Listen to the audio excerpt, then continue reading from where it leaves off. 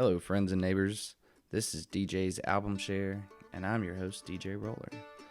This is week 4, and then happy holidays, everybody. It's Christmas week. Really excited about my guest this week. My guest is Billy Bacci. Billy has been playing bass and keyboard in the Richmond music scene for the last few years, and currently is a frontman member of the Billy Bacci Band. They're on Instagram and Spotify. You should go check them out. Their latest album, Paint on It, is now streaming on all platforms, iTunes as well. That's BILLYBACCIBAND. I'm a huge fan of Billy. Me and Billy have been playing music for years in Richmond, and he's really an awesome dude. And he picked a really cool album this week, Bob Dylan's Highway 61 Revisited. And so I actually had to respond with the Jim Croce album because I'm a huge fan of Jim Croce, and why not, right?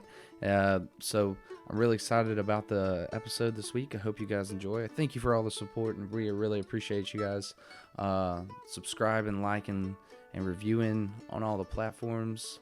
Appreciate all the support, guys, and we'll see you next week.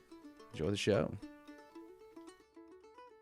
What's up, Billy? Hey. How are you? How are you, DJ? I'm great, man. This is awesome. I'm super excited. One, because you got me feeling professional right now with all your cool shit. So credit to you. Thank you for bringing it over, and thank you for teaching me some stuff. Two, because we picked some really cool albums. I'm going to start with the first one, and since you were the one who brought it to the table, I'm going to let you kind of go with it for a second, if that's cool.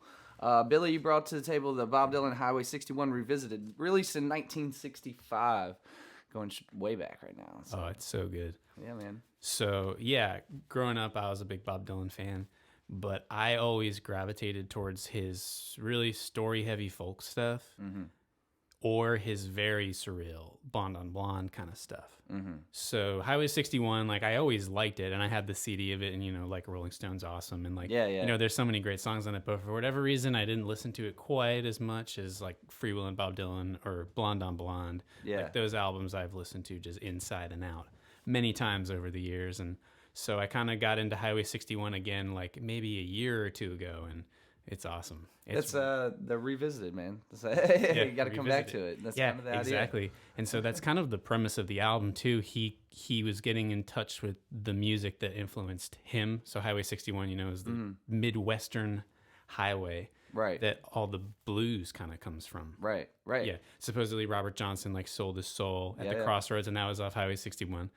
And I mean, you're talking about some of the more iconic songs from the beginning of the album to the end of the album of Bob. For me personally, more of his radio hits, right? So you get more of the.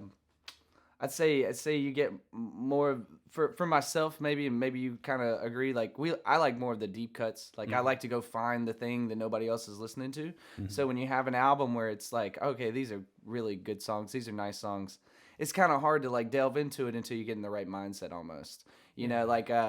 For me personally, it kind of comparing it to the other album, at least, I knew that the artist was good. I knew the album was good, but it's all right, well, those are, everybody says those songs are good on that album. So I want to check out what you guys aren't listening to, what you haven't found yet. I feel like as consumers of music, which is another phrase I like to use, is we're not just musicians and songwriters or whatever. We also just listen to music. I think it's interesting to want to find the thing that nobody else likes, it's kind of what we all do. Definitely. But it's nice to come back to hit these albums like this, because for me personally, I'm kind of the same as yourself. I don't I hadn't listened to this album enough. I feel like I haven't. When you re-listen to something, you're like, oh man, that's I never took the time to really sit down and listen to this album at one time. It was great. It was a great experience. Yeah, it holds up for sure. I think that there's something I wanted to point out with him.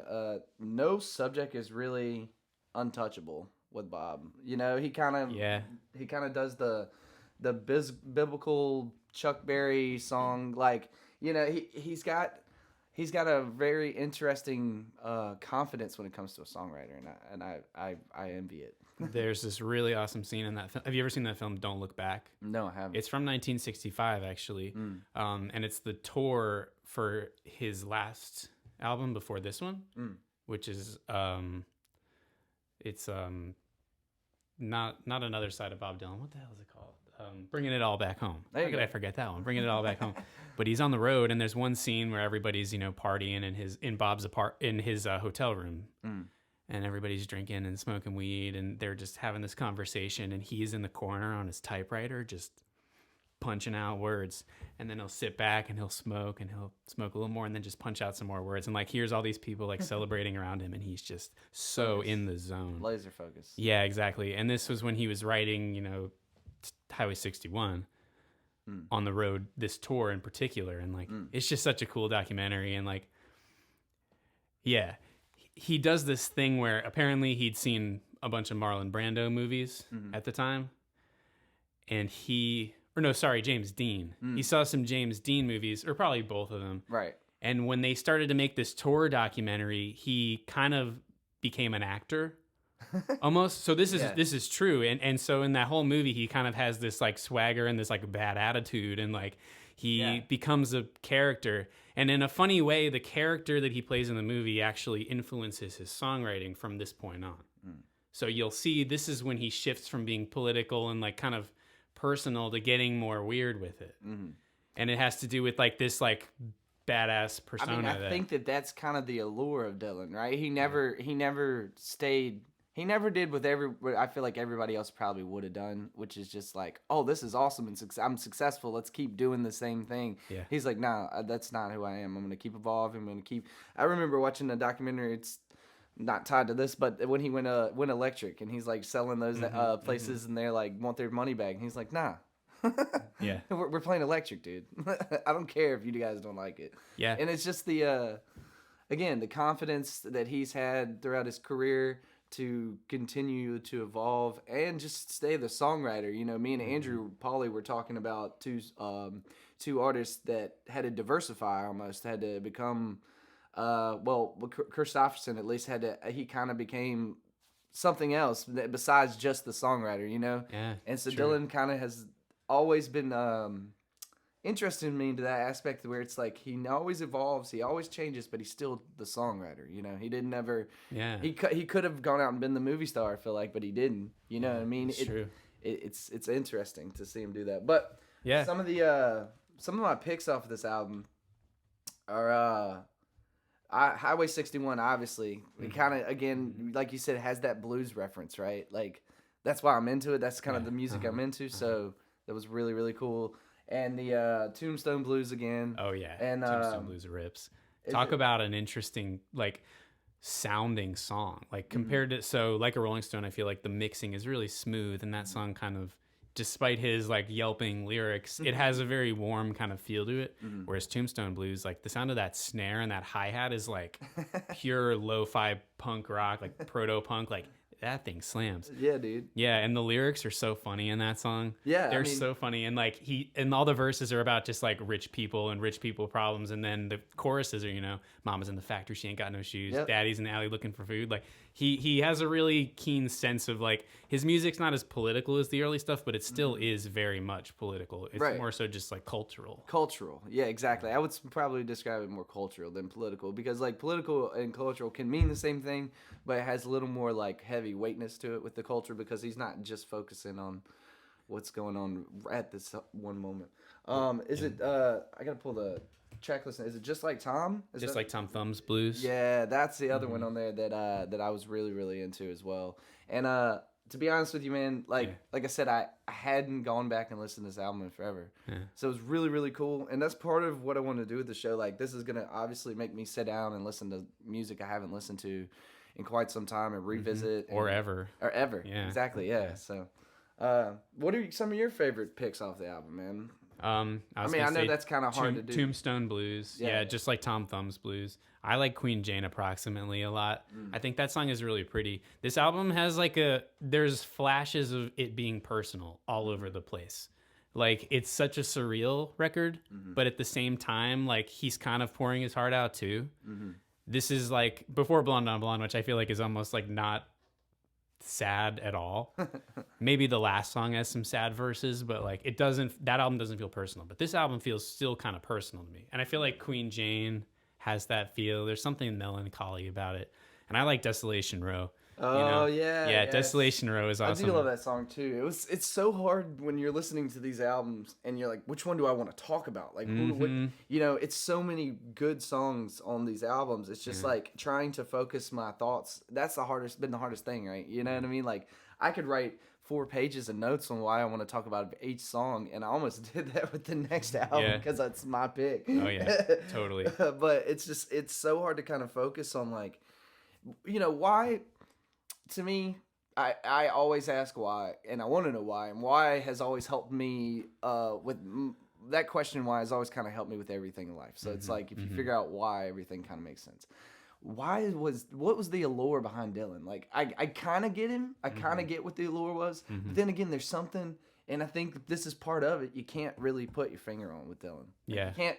He's always like. Again, he's kind of an enigma. Mercurial. Yeah. He's a shapeshifter. Yeah, he's a shapeshifter. That's totally it, man. Like every time you think you got him figured out, he just turns into this other thing, and he's successful every time. It's not like he's not successful. It's just like he does whatever he wants. It's very inspiring and to a point, right? To have that confidence to be like, you know what? No, I'm Dylan. I was successful with this. I can now pivot and do this. Like. Yeah. That's a hard confidence to have, to be honest with you. Definitely. You know? Yeah, he comes into New York. He's like 20 years old, just super bold, like singing these like Woody Guthrie style protest songs. Yeah. Some of them covers, some of them his own versions of old standards. But just like that confidence and just so bold. Like, could you imagine somebody with a voice like that storming into a record label being like, give me a record deal in 2020? Yeah, it's not gonna like happen. it's not You're the better off same. staying at home.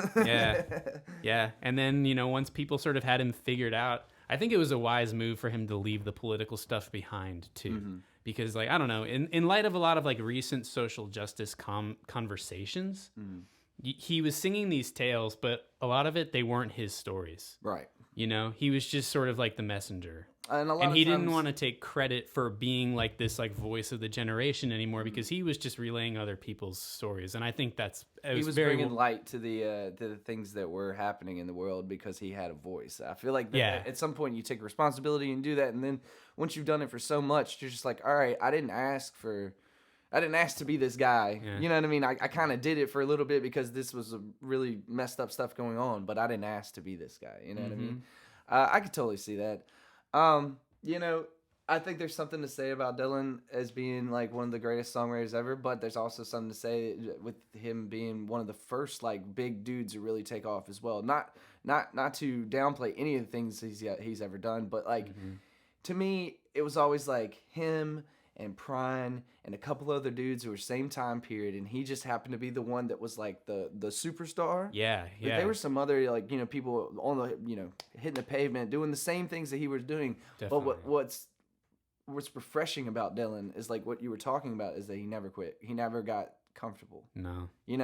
And that's something that we can all kind of like aspire to do as musicians and songwriters and stuff, is never get comfortable, because like if you do, you're pretty much done learning. Even in the 80s when, I'm not into 80s Dylan very much. Even in the 80s, he was still trying new stuff. And, the cocaine had half fried his brain. Yeah. So it's not as astute as, his younger observations are. But hey, man, it was the 80s. Yeah, exactly. Yeah, and some of it's pretty good. Some of it's pretty cool, too. And he's made some good records, since. Definitely. When he put out last year was pretty or this year. Yeah. Yeah, that one was pretty interesting. I definitely think it's just something that, it's something to be said. Like he's great, and there's other guys that are as good in the same time period, but he just never stopped working. That's badass. Yeah. All right, I'm going to pivot to the next album. You cool with that? Yeah, let's do it. To me, this album, my dad was a huge Croce fan, and the fact that Jim Croce is probably one of the bigger, like, heartbreaking stories in, like, music, as far as a songwriter, like, busting his ass for years, trying to make it, finally puts out an album like this, and just, it goes crazy, and then a couple years later dies in a plane crash. It's very, like, rough, man, like, you know what I mean? So, but there's two songs on this album that really kind of, like, I relate with personally on a really, really personal level, and that's New York's Not My Home and Box Number 10. Both of those things kind of happened to me, not in the same way, but I was living in upstate New York for a couple of, about 6 months or so, and got to the point where I wanted to come home, and I called my dad, and I was like, hey, can you, like, send me some money? Can you, like, do something? And that's kind of the point of both of the, New York's Not My Home is, like, I don't want to be here anymore, and the Box Number 10 is, like, an old version of Send Me Some Money. But one thing that I wanted to point out about Croce that I think is brilliant in what he does, he almost writes time period pieces. Like, there's no way you write Box Number 10 and Operator in any other time period. Yeah. Right? Like any other time period than the 70s, really, because this album was released in 1972. Mm-hmm. So you're thinking like late 60s, early 70s. The phone operator, like the phone operator being a psychiatrist, even, where he like calls her and he's like, operator, can you connect this call? And then actually, it's probably somebody I don't need to talk to anyway. Thank you for your time. You can keep the dime. It was kind of one of those things where it was like, dude, there's no way I don't know how you would even write that song today. Yeah. You know what I mean? So it's like he writes almost time period pieces. And the Box Number 10, the reason that's a time period piece is he's like, send the money to the church, P.O. Box Number 10 or whatever. Even just being a session musician. Yeah. I mean, that still exists, but it's not the same. It's not the same anymore, yeah. Like you got to kind of be wanted as a session musician, right? Like you got to kind of have your own authenticity as a session musician, and people want to bring you in for that tone or that certain thing that you do, right? Like, there's no doubt Jim Croce can play that guitar. Dude, yeah, and he's really good. And the dude, like, he's good, and the guy he has playing, I can't remember, what his name is. I'll have to look it up. Mm-hmm. I'll get some hate for that, but oh well. My dad was like texting me like names to stuff the other day. Oh, cool. It's cool. Dad, I'll look it up and send me a name. What's the name of the drummer who plays on this? Is it Steve Gadd? It might be. I don't know any of the other band members on this album, but of course you don't mess around with Slim. Steve Gadd. Yeah, Steve Gadd, my friend who's a drummer, told me to give Steve Gadd a shout out because Steve Gadd played on like everything in like the 70s and 80s. Yeah, dude. Yeah, Joni Mitchell. Yeah, dude. Paul Simon, all that stuff. You don't mess around with Slim too. Like that whole, the funny part of that song is kind of like the machismo of guys, where you're like, oh, I'm whatever. And I'm so jealous of these songwriters who can take what's happening in real time and kind of like capture that in their brain, go click. Okay, so he probably saw a bar fight somewhere, right? And then click, let me give this guy a backstory, and this guy, like, he probably had no reference point to the actual fight, or who knows, right? But like, maybe he knew exactly what was going on. But to me, like, the ability to take a little snippet of something going on in life and turn it into a masterpiece like that little funny song is kind of... And it's funny that it's, mess around with Jim. It's him. Yeah, exactly. It's not even like telling somebody else's story. It's dude, like... it could have been he got his... or another Jim who kicked his ass, exactly. So it's like, I've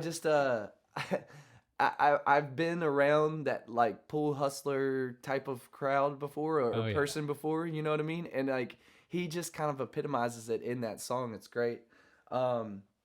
One thing that's really struck me about this album is like it's a very masculine album, but it's tender too. Yes, exactly. I think that's something that was so refreshing about it.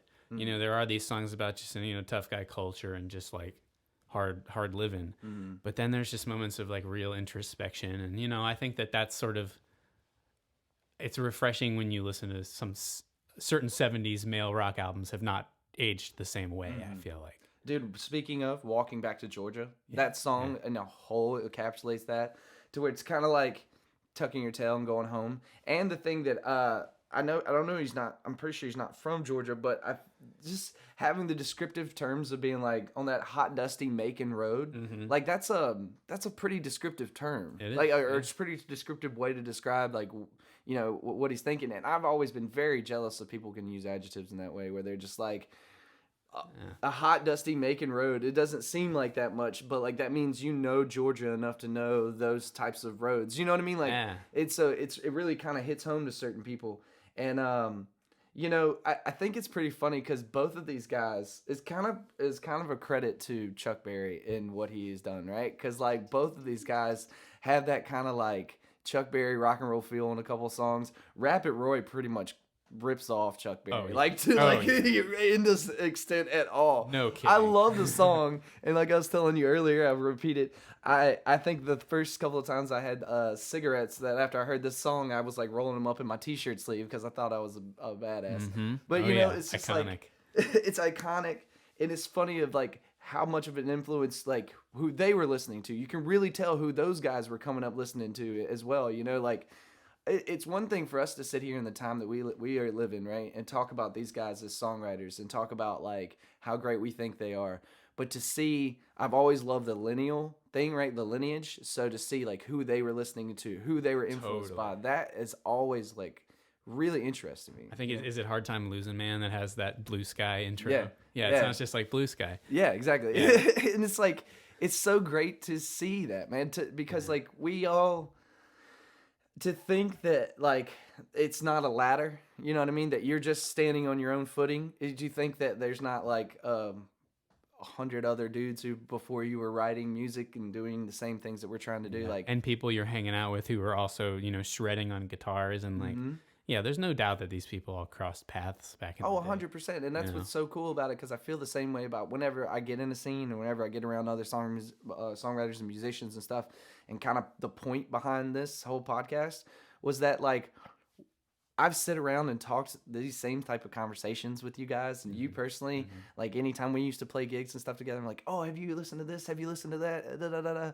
Like I've done this before. And the fact that being able to figure out how to package this and give it to people is pretty interesting. Yeah. But yeah, man. A lot of fun. It is a lot of fun. I think Operator is one of my definite favorite songs I've heard all year. Yeah, dude. I wanted love to and I have a story about Operator for you. Yeah, so growing up I was a big fan of that band Pavement. I still am, And my high school band and we would just play those songs all the time. And my friend's dad listened to Jim Croce. Oh, nice. Just around the house where we practiced, and he was playing it one day. And I liked it, I'd never listened to it beyond there, my parents didn't listen to that stuff at all, and I'd never heard of it. Anyway, but he was playing Operator in the house, and there's that turnaround. You know what I'm talking about? And there's a Pavement song off their first album that like totally lifts that. I wouldn't say it's like a ripoff. It's totally the influence though. Yeah. And it's like one of the best parts of that. It's one of the best Pavement songs of all of them. Right. Yeah. But so my friend's dad's playing this album in the house, and it just like I lit up. I said, "That's Pavement," And that's so cool, man. And I just recently was talking to my friend Marty about that, and he likes Pavement too, and he's like, "Yep, that's totally it." And like it makes sense that like a '90s alt rock person's parents probably listen to Jim Croce a lot. Exactly. Yeah. I mean, it's so cool to, again, I love that. That's my favorite part of all this, to be able to see that we all kind of have this, or maybe a band you would never think of has the same influences that we all do, because that's the point, man. We all take it and we go to different places. One thing I would love to learn how to do, you brought up Hard Time Losing Man. Croce has this unbelievable ability to use alliteration. He says, trying to get right on an ounce of oregano. Talk about trouble. You're looking at the man. You know what I mean? But like that is one of the coolest lines I've ever pulled from a song. That's amazing. And when I heard it, and I was like, I have to write this down. And as I'm writing it down, I'm like, on an ounce of oregano, like the alliteration right there, and to use vocabulary that's just so common that like everyone knows what you're talking about. So relatable. It's the most relatable. I love Croce's ability to do stuff like that. The simplistic stuff, man. The common vocabulary. All that makes the best songwriters. Definitely. And Dylan does this as well. He does. Like where he speaks in a ways that like, you don't have to be an educated person to understand what he's talking about. Dylan's are shorter. They're more vignettes. Like dropping a barbell, he points to the sky, Bing, like it's visual and it's short, but Croce will like just make it into a song. Dylan does that too, but not as much on Highway 61. Highway 61 is more like varied and but they both do that for sure. I just can't get over how good a song Operator is. It's like you said, it's a period piece, It is a period piece. But I don't know if it'll ever be able to be like we'll love it, and music lovers will love that song. But I don't know that anyone will write a song like that again. Yeah, I'd like to try. I've thought about it for years, man. I was like, if I was gonna write a song nowadays and it was gonna be like Operator, how would I do it? And it's a really hard thing to be that relatable. You know, he's so relatable in that aspect at that time period. You know what I mean? I only wish my words could convince myself that it just wasn't real. That's not the way it feels.